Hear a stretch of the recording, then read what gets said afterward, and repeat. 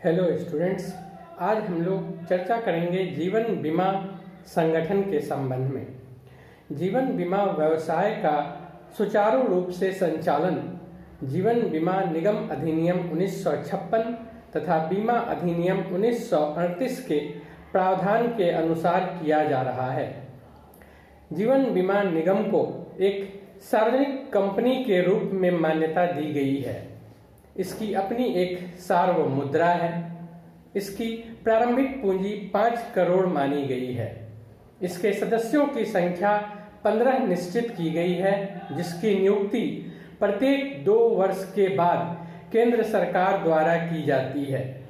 इसके कार्यों का निरीक्षण महालेखा परीक्षक द्वारा किया जाता है तथा उसके द्वारा तैयार किए गए रिपोर्ट विहित प्रपत्र में निहित कर केंद्र सरकार को भेजा जाना अनिवार्य किया गया है।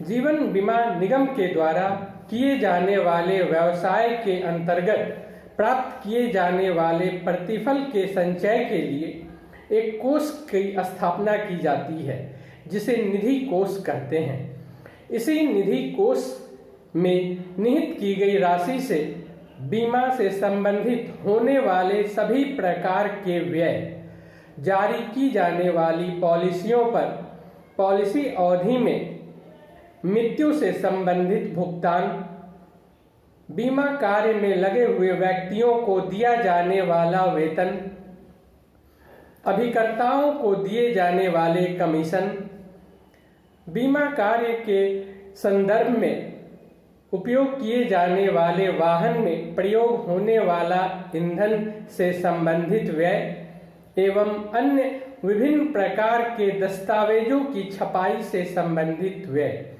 इन सभी प्रकार के व्ययों का भुगतान इसी निहित कोष से किया जाता है और तत्पश्चात शेष बची हुई राशि का उपयोग वैसे जरूरतमंद व्यक्ति या संस्था को जिन्हें आवश्यकता होती है बीमा कंपनी के द्वारा प्रदान कर उस पर चक्रवृद्धि ब्याज के दर से पुनः लाभ अर्जित किया जाता है।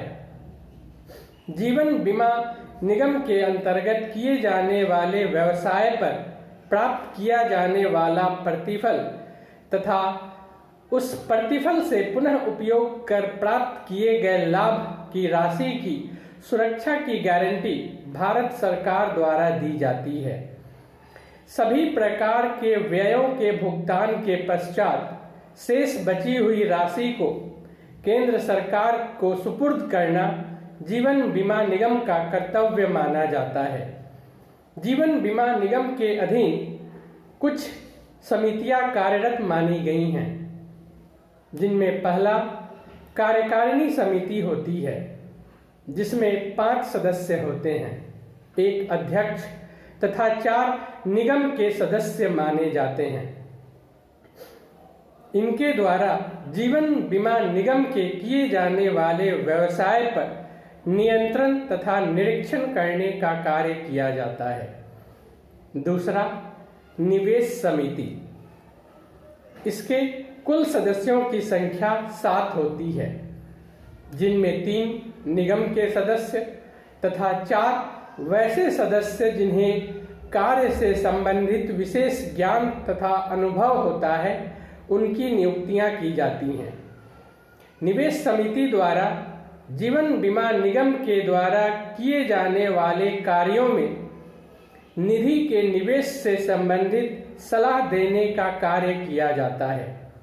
इसके बाद निम्न समितियां कार्मिक सलाहकार समिति, बजट सलाहकार समिति, भवन निर्माण सलाहकार समिति एवं विकास सलाहकार समिति आती हैं।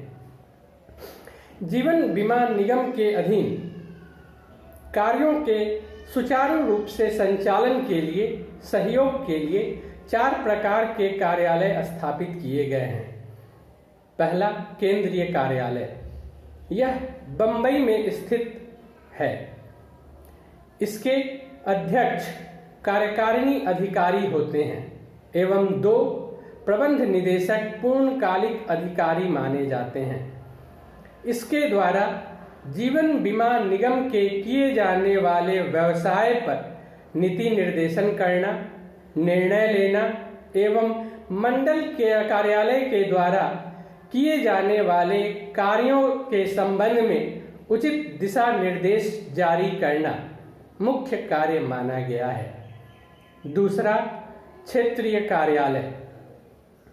इसके कुल स्थापित कार्यालयों की संख्या 7 मानी गई है, जो बंबई, दिल्ली, कलकत्ता, मद्रास, कानपुर, भोपाल तथा हैदराबाद में स्थित है।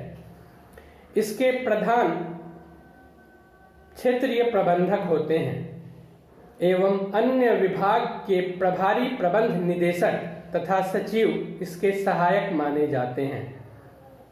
केंद्रीय कार्यालय के द्वारा दिए गए दिशा निर्देश, नीति एवं सीमा के अंतर्गत कार्य करने के कारण इसे सीमांत कार्यालय के नाम से भी जाना जाता है। इसके द्वारा स्वयं के अधीनस्थ मंडल कार्यालय एवं शाखा कार्यालयों के बीच संबंध स्थापित किया जाता है। मंडल कार्यालय द्वारा लिए जाने वाले निर्णय के विरुद्ध कर्मचारियों के द्वारा दायर की जाने वाली अपील की सुनवाई का भी इसे अधिकार दिया गया है।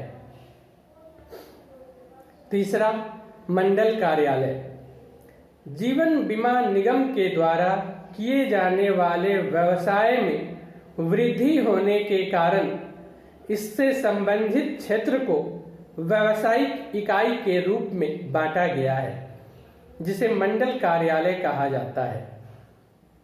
मंडल कार्यालय द्वारा अपने अधीनस्थ शाखा कार्यालयों के ऊपर निरीक्षण करना, नियंत्रण करना एवं आवश्यक दिशा निर्देश जारी करना मुख्य कार्य माना गया है।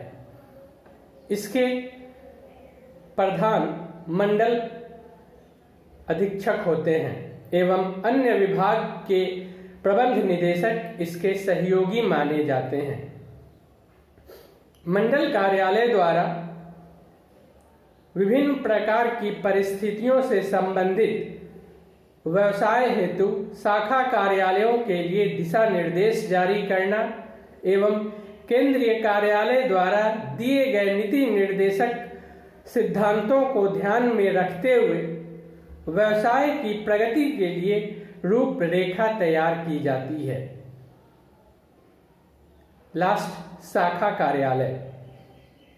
इसके स्थापित कुल कार्यालयों की संख्या 2100 मानी गई है। शाखा कार्यालय का प्रधान शाखा प्रबंधक को माना जाता है।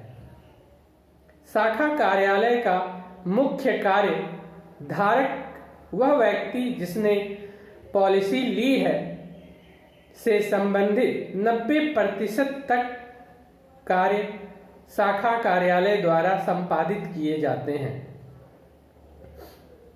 इसके विकास अधिकारियों, अभिकर्ताओं एवं कर्मचारियों द्वारा व्यवसाय के विकास तथा सेवा से संबंधित कार्यों का संपादन किया जाता है। इसे जीवन बीमा व्यवसाय का उत्पादक इकाई मानने के कारण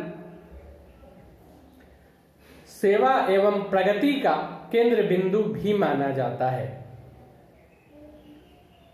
जीवन बीमा के लाभ: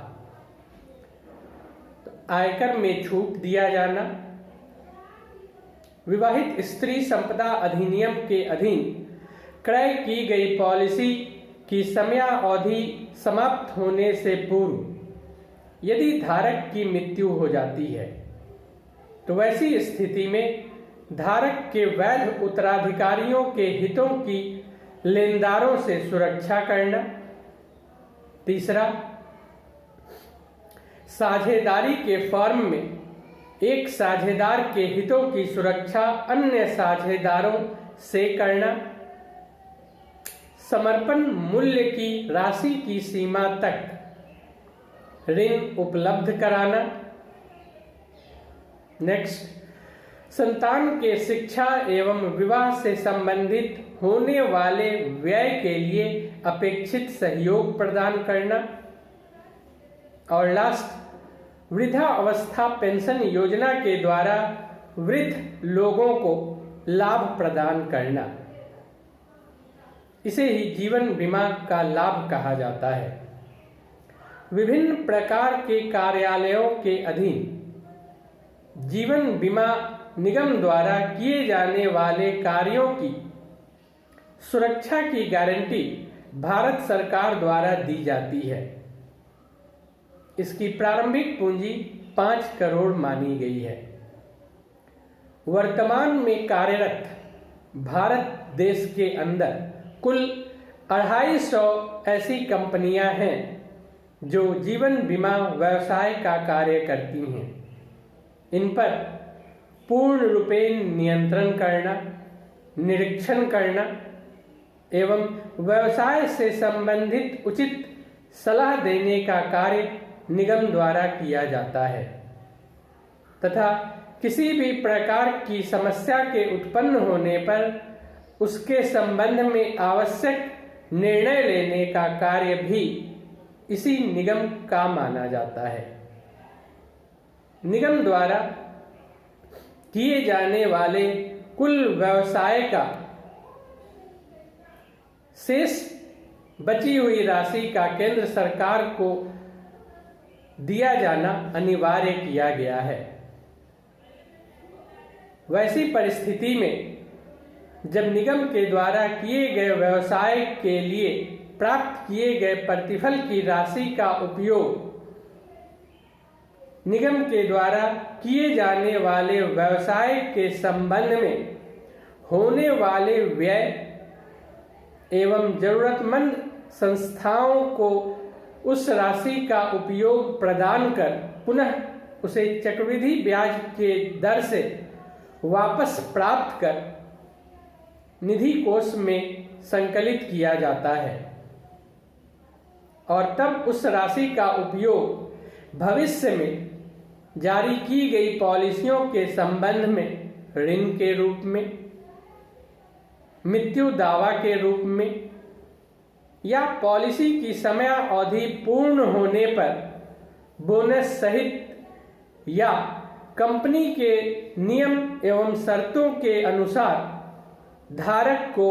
उसकी इच्छा अनुसार भुगतान करके उस राशि का उपयोग किया जाता है और तत्पश्चात उस राशि का उपयोग बीमा के कार्य में लगे हुए व्यक्तियों को वेतन के रूप में, कमीशन के रूप में, उचित पारिश्रमिक के रूप में एवं अन्य विभिन्न प्रकार के होने वाले व्यय के रूप में खर्च किया जाता है और तत्पश्चात शेष बची हुई राशि केंद्र सरकार को भेज दी जाती है। इसे ही जीवन बीमा निगम के द्वारा किए जाने वाले व्यवसाय से संबंधित नीति निर्देशन कहा जाता है। That's all.